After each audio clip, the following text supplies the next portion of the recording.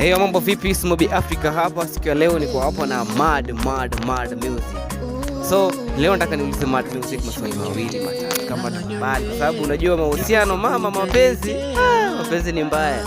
Hivi Mad Music uko vipi lakini? Niko fine. Mimi pia niko fresh sana, shukuru God. Na siku ya leo umeamka vipi? Hali imekuwa vipi siku ya leo? Siku ya leo iko tu baridi, fresh. Kifupi nikuulize, una demu? Una date? Na date. Unampenda?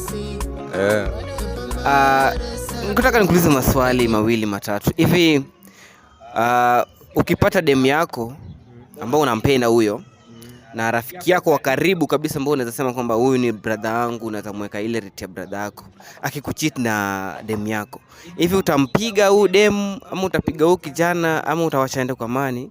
Hebu niambie utafanyaje? Ndugu, yes. Mi kitu kani yangu naifuata. Sichezangi na vitu zangu. So, nataka kujua kwamba utapiga huu boy ama utapiga demu ama utawacha waende kwa amani. Hebu niambie utafanya nini kati ya hizo tatu? Venye tu situations zitakuwa. Sasa ni situation gani hiyo itakuwa? Situation ya vurugu. Ni rada vurugu iko. Sasa